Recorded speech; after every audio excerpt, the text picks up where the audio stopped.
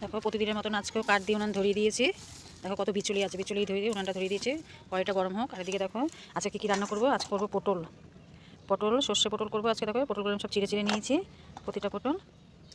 দেখো এগুলো এটা মাঝখান দিয়ে করেছি এরকম। আর এদিকে দেখো পেঁয়াজকলি আলু কেটে নিয়েছি, এটা ভাজা ভাজা করবো।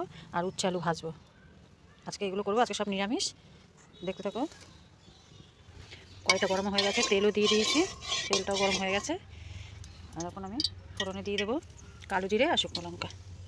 তেলটা গরম হয়ে গেছে, আমি পটলগুলো ছেড়ে দেবো। পটলে আমি এখন লবণ আর হলুদটা দিয়ে নেড়ে করে নিই।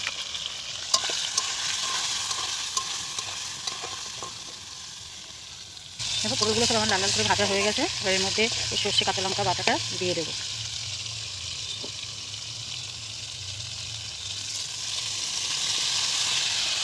আমি মিক্সি বাটি ধোয়া জলটাও দিয়ে দিয়েছি, এবার কষিয়ে নেব। দেখো আমার কাছে চিনি নেই বলে আমি বাতাসাটা দিয়ে দিয়েছি। দেখো মশলাটা কষানো হয়ে গেছে। শীতকাল তো পুরো কাঁচা লঙ্কা দিয়েই সবজিগুলো করেছি, ওই জন্য লাল হয়নি, হলুদ হলুদই দেখাচ্ছে। আর দেখো কষানো হয়ে গেছে। আমি এখন জল দিয়ে দেবো, বেশি জল দেবো না, অল্প জল দেবো, একটু দিয়ে ঢেকে রেখে দেবো।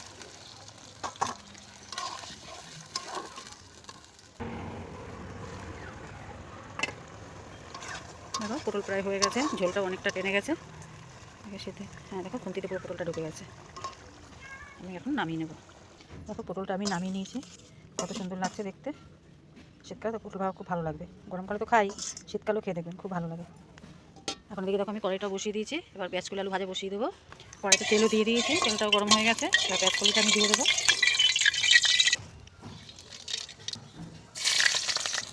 কালো জিরা শুকনো লঙ্কা ফোড়ন দিয়ে কাঁচা লঙ্কাটা দিয়ে দিলাম। এবার পেঁয়াজকলিটা আমি দিয়ে দেবো।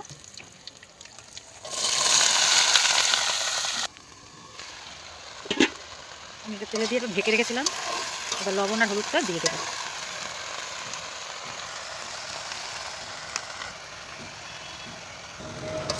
আমি নিয়ে আবার ঢেকে রেখে দেবো, তাড়াতাড়ি হয়ে যাবে।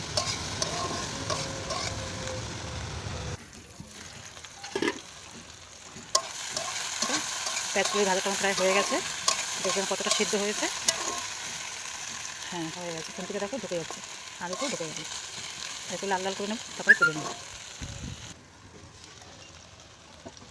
দেখো পেঁয়াজকলিটা আমার লাল লাল করে ভাজা হয়ে গেছে, এখন আমি তুলে, এবার আমি শাকটা তুলে নেব। পেঁয়াজকলিটা দেখো কত সুন্দর হয়েছে। শীতকালে খেতে এত সুন্দর লাগে পেঁয়াজকলি, সেই জন্য আর কিছুই লাগে না। পেঁয়াজকলিটা নামিয়ে নিয়ে কড়াইটাও বসিয়ে দিয়েছি, তেলটাও দিয়ে দিয়েছি, গরম হয়ে গেছে। এবার ভাজাটা আমি বসিয়ে দেবো, কিছুগুলো সব দিয়ে দেবো। এবার এক এক করে আমি হলুদ, লবণটাও দিয়ে দেবো, লঙ্কা চিরাটাও দিয়ে দেবো। এবার নেড়ে চেড়ে আমি ঢেকে রেখে দেবো। চালটা আমার ভাজা ভাজা হয়ে গেছে, এবার তুলে নেবো আমি। হয়ে গেল আমার আজকের রান্না। দেখো রান্না করে, বাইরে রান্না করে সব ঘরে নিয়ে চলে এসেছি। পেঁয়াজকলি আলু ভাজা আর উচ্ছে আলু ভাজা, আর এদিকে সে পটল পোস্ত দেখাচ্ছি। এই করেছি আজকে রান্না।